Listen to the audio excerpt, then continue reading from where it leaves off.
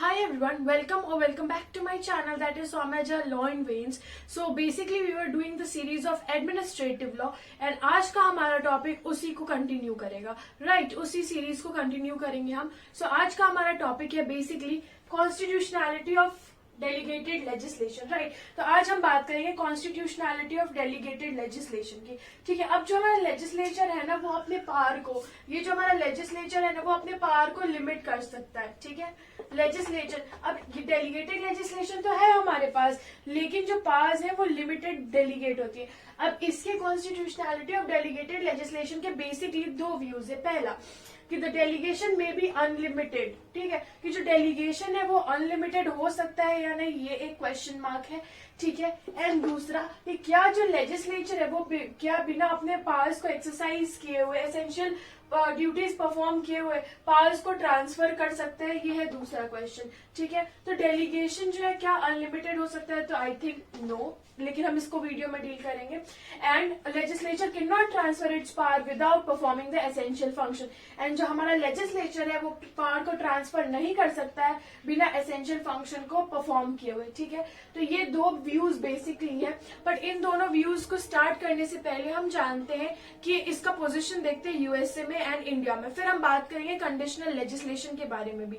ठीक है, अब यूएसए में इसका क्या व्यू है. सबसे पहले अगर हम पोजीशन इन यूएस की बात करें तो सिंपल सी बात है कि जो हमारा पोजीशन क्या है यूएस में, जो डेलीगेटेड लेजिस्लेशन है, ठीक है, दैट इज थियोरेटिकली अलाउड नहीं है यूएसए में. ठीक है, delegated legislation is not theoretically allowed in USA. Now why? Because of two reasons. First reason being separation of power and the next reason being delegatus non potest delegate, कि एक बार जो अगर चीज आप डेलीगेट कर देते हो you can not further delegated, right. तो ये बेसिक टू रीजंस है जिसकी वजह से पोजीशन अलाउड नहीं है theoretically, that is separation of power and another is delegatus non potest delegate, right.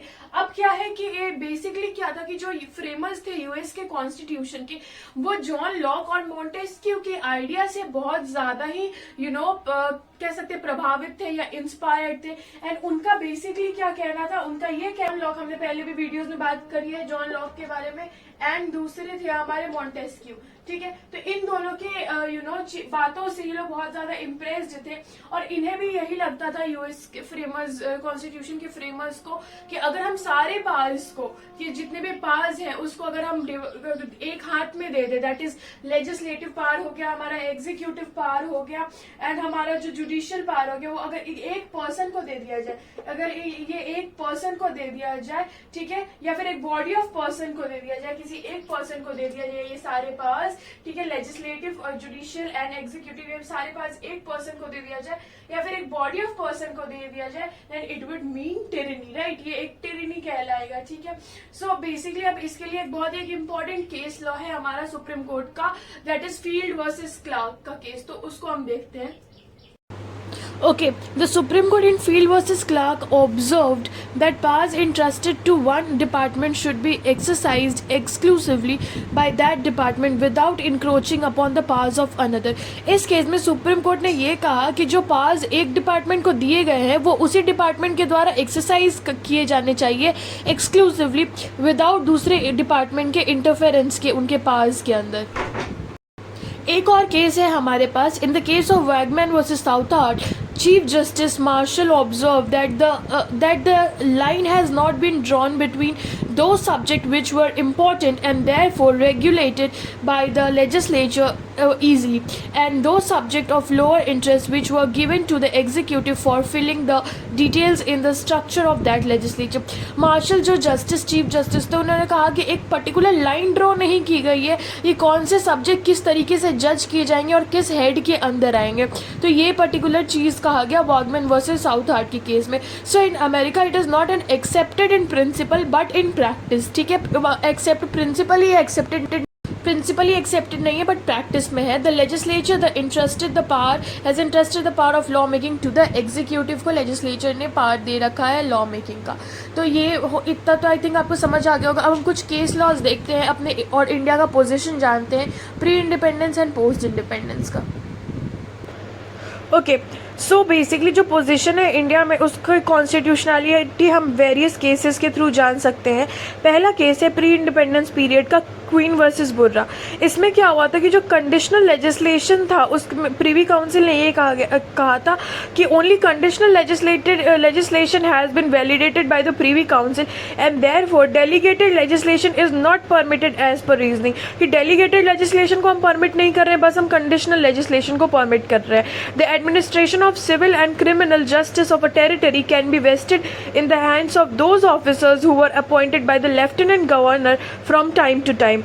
Also, the Privy Council has stated that it is better to take help from the subordinate agency in framing the rules and regulation. Privy Council ने ये भी कहा कि ये अच्छा तरीका है कि हम subordinate agency से help ले लें rules and regulation के framing के लिए।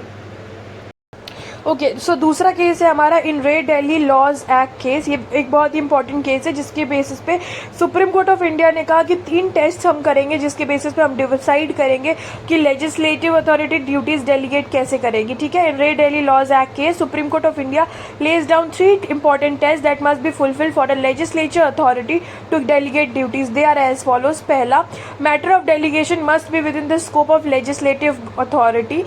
दूसरा, power of delegation must not negate instruments created by the legislature, and third, does not create another legislative body having the same duties and functions to discharge. Okay चलिए conditional legislation की बात करें।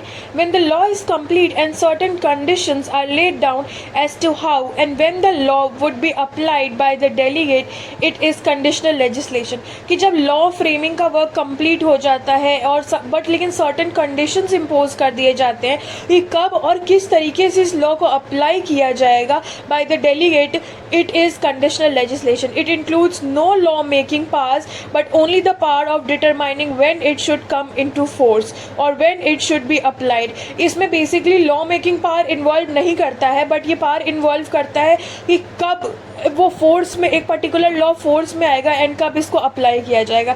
इसमें बहुत ही interesting case है in Sardar Inder Singh versus State of Rajasthan. It was laid down that when an appropriate legislature enacts a law and authorizes an outside authority to bring it into force in such area or as such time as it may decide, that is conditional। So that is conditional legislation. तो इस case में basically कहा गया कि जब कोई appropriate legislature एक law को इनैक्ट करता है और एक आउटसाइड अथॉरिटी को ये ऑथराइज करता है कि आप उस पर्टिकुलर लॉ को फोर्स में लेकर आइए एक पर्टिकुलर एरिया में और एक पर्टिकुलर टाइम पे। ठीक है, तो ये जिस तरीके से ये कंडीशंस पुट कर दिए गए इसी को हम कंडीशनल लेजिस्लेशन कहते हैं and not delegated legislation. Following this decision in state of Tamil Nadu Okay, following this decision in state of Tamil Nadu versus Sabanayagan, the Supreme Court held the distinction between conditional legislation and delegated legislation is that in the former, the delegatee's power is that of determining when a legislature declared rule of conduct shall become effective, and the later involves delegation of rule making power which continuously may be exercised by the administrative agent। तो इस case में supreme court ने distinguish किया basically conditional legislation and delegated legislation को और कहा कि जो फॉर्मर है मतलब कि जो हमारा कंडीशनल लेजिस्लेशन है इसमें क्या होता है कि जो डेलीगेटिव पर्सन है उसका पावर होता है कि वो डिटरमाइन करे कि कब एक लेजिस्लेटर जो इनैक्ट हुआ है वो या डिक्लेयर किया गया है तो डिक्लेयर उसको रूल डिक्लेयर किया जाए और उसको कंडक्ट किया जाए और वो कब इफेक्टिव होगा। लेकिन जो लेटर पार्ट है दैट मीन्स जो हमारा डेलीगेटेड लेजिस्लेशन है